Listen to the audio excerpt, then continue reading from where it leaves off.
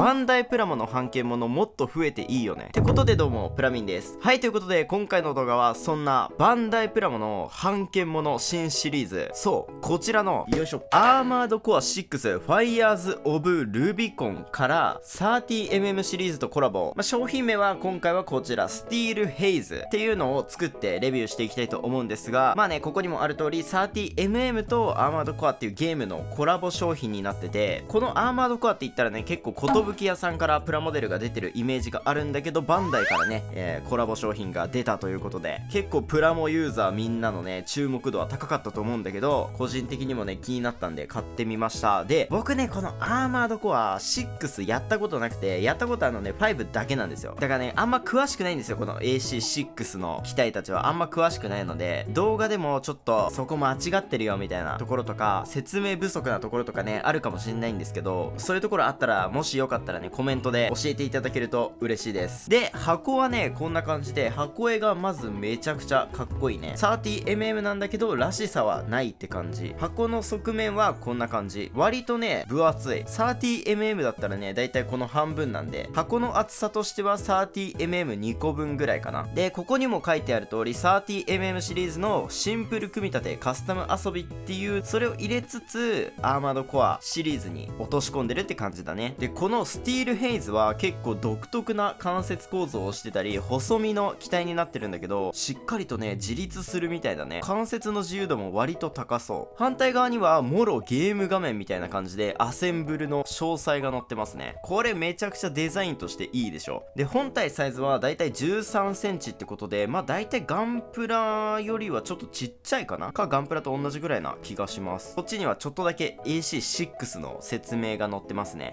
ゲームのプレイ動画とか見たことあるんで機体自体は知ってるんだけど、ゲームは未プレイってことで早速気になるんで中身見ていきましょう。それではいざ開封。よいしょ。お、ランナーの袋はやっぱちょっと多いね。 30mm だよって言われたらその中ではかなり多いね。ランナーの袋は全部で4袋で、このスティールヘイズなんだけど定価が3850円で 30mm シリーズっていう視点で見たら結構高いんだよね。なんだけどアーマードコアのプラモデルとして見たらめちゃくちゃ安いと思う。はい、内容物はランナーが全部で9枚とエフェクトパーツ、マーキングシール、説明書になってます。あとなんかこんなね 30mm の反則チラシみたいなのが入ってましたね。あ、ちょっと待って、すごい。これゲームの背景みたいな感じで、あれだね、撮影用にここにこうやって立てて、ここにプラモを置いたらゲーム内の背景みたいな感じで撮影用のあれだね。これめっちゃいいわ。で、マーキングシールはこのスティールヘイズのパイロットラスティのエンブレムになってます。エフェクトパーツはビームサーベルとかと一緒かな。結構柔らかいやつでね、ランナー全部で9枚なんだけど、ランナータグはこんな感じで機体名じゃなくて 30mm アーマードコア6ファイヤーズオブルビコン2ってなってるので、もう機体名で書くんじゃなくてアーマードコアシリーズのフレームだよとかパーツだよみたいな感じで多分載ってんのかな。で、これマジでめちゃくちゃねちょっとすごいのが、見てください。ここディテールがね半端ないのよ。めちゃくちゃ細かい。ちょっとね待って、さっき開けた時にさ、ここやばいなって思ったところがあったんだけど、どれだっけ。あ、これだ、これやばくないですか。ワンパーツではあるんだけどディテールの細かさがマジで尋常じゃない。確かにねアーマードコアはディテール多くてなんぼみたいなところあるから、これはね本当にすごいよ。超造形最高。銃の方のディテールも細かいし、意外とパキッと出てるね。機体装甲のディテールもしっかりリベットモールドも入ってるし、筋彫り系のモールドも入ってるっていうね、もうモールド祭りですよ。どのパーツ見てもディテールやっばいから本当に。ただやっぱりズバ抜けて武装のディテールがすごいかも。ほんとね、このディテール量だったら軽く墨入れしてあげるだけでもめちゃくちゃクオリティ上がると思います。でね、このキット対象年齢は8歳以上ってことで、寿屋のキットと比べたらシャープさみたいなのはちょっとなくなってるんだけど、それでもこの完成度マジですごいですよ。作るのめっちゃ楽しみだわ。で、ちょっと説明書の方も見ていこうか。表紙はこんな感じで、やっぱりねアセンブルの画面になってるね。はい、開くとこんな感じ。いや、やっぱねちょっと説明書は多いね。結構多め。うわ、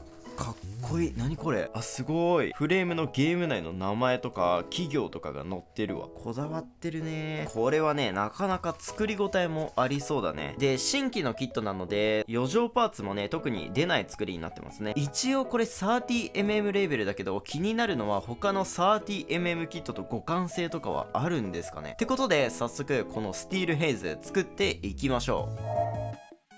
はい、それじゃあね、早速作っていきましょう。まずは頭部から。頭部ね、なんとこの4パーツだけらしい。ネイビーのパーツにグレーのパーツをつけて、上からさらにネイビーのパーツで蓋をするだけ。これだけです。で、首に関節のジョイントをつけたら完成。これでもう頭部です。すごいね、造形的にもね、やっぱ結構しっかりしてるね。ただここ、側面と中心のこの出てるやつ、これはね、結構正面が四角くなってるから、ここはね結構シャープ化した方がかっこよくなりそうですね。続いて胴体。まずはこれ腹部かな。ちょっとねこのキットね、かなりやっぱこうガンプラとか今までの 30mm とかとかなりねやっぱこうデザインの段階で違うから、組み立てる時もねやっぱどこがどのパーツなんだっていうのはねちょっと分かんなくて、それはねそれで楽しいね。あ、やっぱ腹部だったっぽいかな。これはこんな感じで、その上にもパーツをつけて、次このフレームだね。左右に茶色っぽいパーツをつけて、後ろからフレームを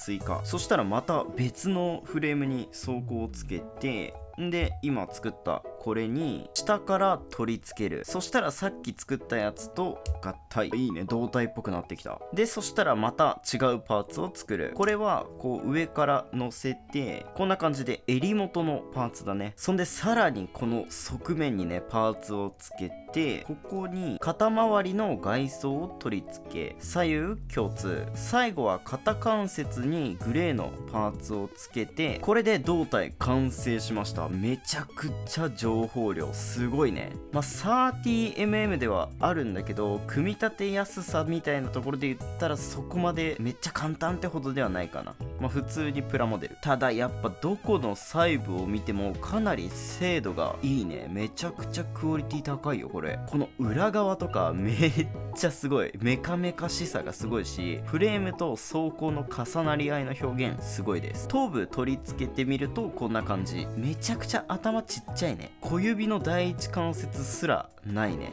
ちっちゃ。そしたら続いて腕部。まずこんな感じの肩関節を作って、次に肩アーマーを組み立てる。そしたらなんかとんがりコーンみたいなやつを作って、肩の側面に取り付け、でさらに側面の黒いパーツを取り付けて、上からネイビーのパーツ。これねここの合わせ目隠しにもなってていいね。次は前腕部。作った前腕を関節のフレームに取り付けて、前腕じゃなくて二の腕だったわ。こんな感じで本当の前腕に取り付けて、この茶色っぽいパーツをつけるんだけど、これねハンドパーツです。かなり面白い造形っていうか組み方してるね。ボールジョイントではめるガンプラっぽい構造じゃなくて、もうこのフレームの中にそのままワンパーツ入れるって感じで、反対側のパーツで挟み込み、で前腕の上からネイビーのパーツと側面にもネイビーのパーツで、最後に手の甲をつけて肩のジョイントをつける。で肩アーマーはね C 字ジョイントで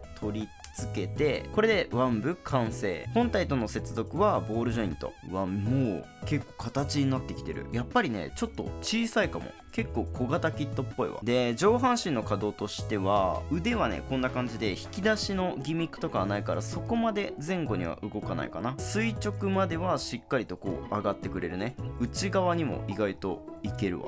割と腕の可動は綺麗だね。で肘関節最大でここまで、思ったよりは曲がんないかも。でハンドパーツもこの腕の中にもう収納されちゃってるから、特にねここに可動が入ってるとかはない。胴体も特にこの体自体に可動が入ってるとかはないので、ここもね動かないね。頭はしっかりと360度回転はできる。で腰部はこんな感じ。ちょっともう作っちゃったから取り付けるわ。ここもねボールジョイント。はい、そしたら続いて脚部。脚部ねパーツちょっとこう全部カットしたはいいものの、ちょっとね造形が初めて見るものすぎてむずいわ。どれがどれだろうね。はい、まずこんな感じで茶色いパーツを組み立てて、さらにもう一個茶色いやつで、これを多分これ太ももかな、太もものパーツにこう取り付けて、で左右でこう蓋をすんのか、ちょっとね見えてきた。でそしたら後ろからさらにこのパーツをつけて、側面にこのジョイントを取り付け、で上からカバーのパーツをつけて、さらにこの穴にネイビーブルーのパーツを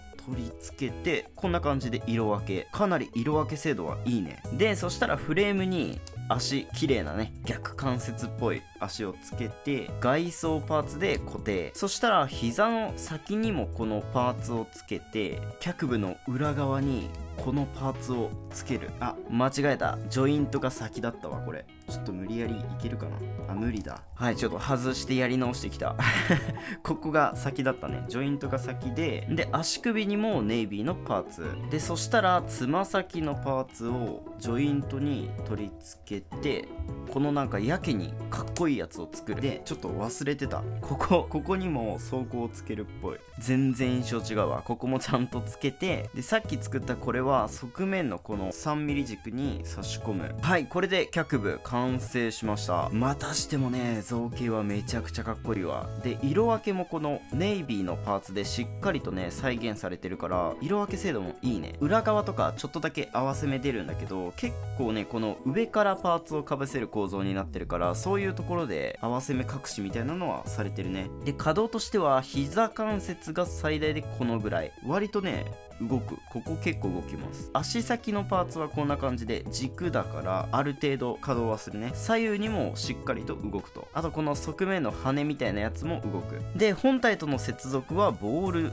ジョイント。はい、ということでまず本体完成しました。めちゃくちゃかっこいいね。造形すごいいいです。ただやっぱサイズ感はね結構ちっちゃいよ。手のひらサイズ。 HG のガンプラと比べてみてもこんな感じだね。で結構このスティールヘイズはフォルムが細いから、よりなんかちょっとね小さく見えるっていうのはあるかもしれないんだけど、高さは意外と変わんなかったわガンプラと。ただやっぱね細身だからちょっと小さく見えるね。ただ造形はマジでかっこいい。めちゃくちゃかっこいいねこれで。足首のパーツが意外としっかり動いてくれるから設置もねさせやすくて、こんな感じのなんて言うんだろうな、見栄を切ってるポーズみたいなのも結構決まる。あとねやっぱこう足が平べったくて広い、面積広いから設置性というかなんかねバランス取らせやすいわ。結構ね大胆なポージング取らせられるね。でそしたらあとは武装だね作っていきましょう。まずここボールジョイントでスラスターをつけていく。でまずはこれバーストハンドガン。これはね3パーツでかなり簡単構造で、次はレーザー操作、なんだろうビームサーベル的なやつかな多分。これもねパーツは少ないね。4パーツでできました。で次プラズマミサイルランチャー、これもねかなりパーツは少ないかな。はい、できました。で次バーストライフル、でかいやつだ。これはかっこいいぞ。はい、できました。めちゃくちゃかっこいい。でね最後にこのレーザー操作の展開バージョンができるみたい。こんな感じでフレームにビームエフェクトを取り付ける。そんでまあなんかいろんなパーツでこう蓋をして中心にジョイントをつけて、これで展開状態完成しました。めちゃくちゃかっこいいわ。これがこうジャキンって伸びるって感じね。でそしたらこの武装をつけて完成ですね。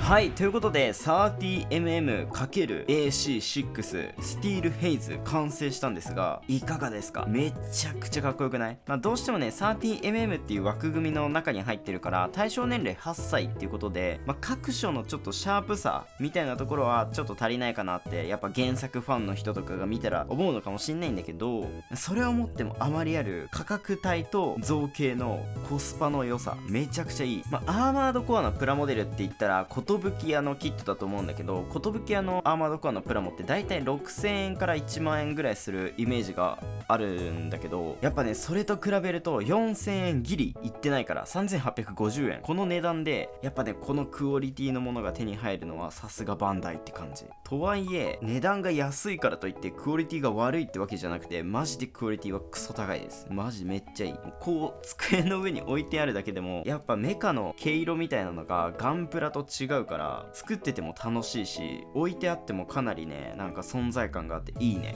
うわ待って、しかもこのレーザー操作展開してるやつ、ハンドパーツで持たせるんじゃなくて、こうジョイントでワンブの側面に取り付けるタイプだから、このライフルと一緒に構えるのもできるわ。めちゃいいな。でね、このキット本当にクオリティはめちゃくちゃ高いんだけど、さすがにねやっぱ造形が複雑っていうのもあるからなのか、多少合わせ目が出るね。足のこの部分とか、前腕部のこことか、腰部の後ろとか、脚部の裏側とか、腕はね結構しっかり出たりするし、割とね合わせ目は出るんだけど、ちょっと正直なところよ、このディテールが全体的に多いから、ディテールの一部にちょっと見えちゃう。合わせ目がねその線の一部みたいに見えるから意外と違和感ないです。で、可動もやっぱりすごいねちゃんと動いてくれるから、こんな感じでねやっぱ大胆なポージング取らせられるわ。でやっぱね完成した時にも言ったんだけど、足の設置性がいいから、割と本当にこういう大胆なポーズ取らせた時でもしっかり立ってくれる。それがすごいいいです。でちょっとね 30mm シリーズ普通のやつとね